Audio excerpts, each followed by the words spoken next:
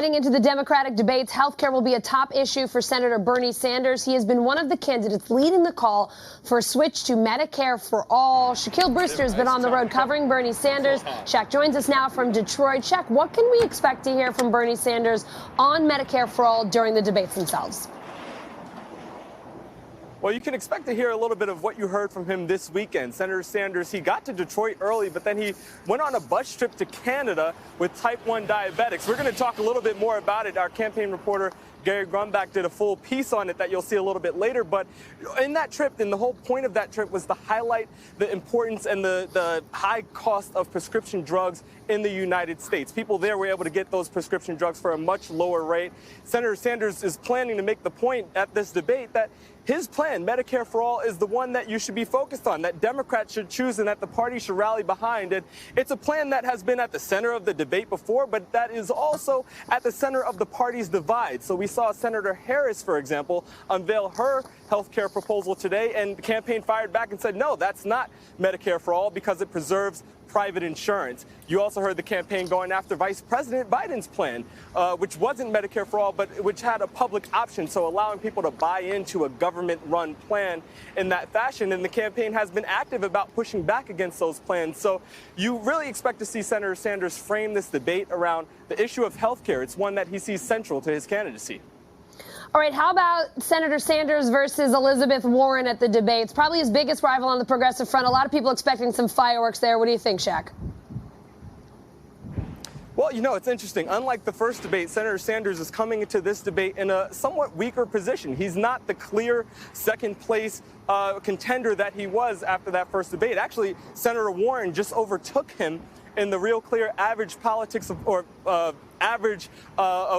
polls out there, of public polling out there, by just a few points. So when talking to the Sanders campaign, what you expect and what you're hearing is not this anticipation of fireworks or direct confrontation between Senator Sanders and Elizabeth Warren. Instead, they expect those two to team up. They want to frame this as a debate between big, bold, progressive ideas, and that's what they say both Senator Sanders and Senator Warren brings about, compared to those like Vice President Biden and those who will be on the stage like John Hickenlooper and John Delaney, those candidates who want to be more moderate and not, on going back to healthcare, not advocating for a full government takeover like that is Medicare for All. So they're not expecting those direct confrontations between those two candidates, Elizabeth Warren and Senator Sanders, who are friends and who have worked together before in the Senate. Instead, they want it to be a team up against those who want to take a more moderate or more incremental approach.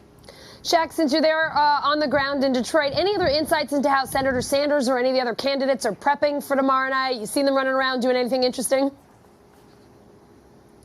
Well, you know, these debates are crucial for many of these campaigns. I mean, not only do they provide a big national audience, we know about 15 million people watched the first debate, but it also is a big fundraising opportunity. If you're on any of these candidate lists, you get email blasts one after the other talking about the debate, the lead up to the debate, how they need money to show your support for this candidate. So you know that candidates put a lot of stake into these debates. For Senator Sanders, I'm told he's not one who does the mock debates where you have those podiums and official risers and people playing the role of different candidates. It's more of informal conversation, sitting around a table, talking over ideas and talking over plans, helping him become familiar with the plans and proposals of the other candidates on the stage. That's different than what you hear from folks like Senator Gillibrand. She let reporters into her debate prep for the first debate, and you saw a formal mock debate setup where she had aides and advisors watching along, and aides with quotes from other candidates, spitting them at her, getting her prepared for what she can hear from the other candidates. It's a wide variety. There's a full spectrum of how these candidates prepare for the debates, but I can tell you that each and every one of them take them extremely seriously. Shaq, it's so interesting to hear that. Not surprising at all that Senator Sanders approaches it maybe a little more casual, a little differently. Thanks a lot. No problem.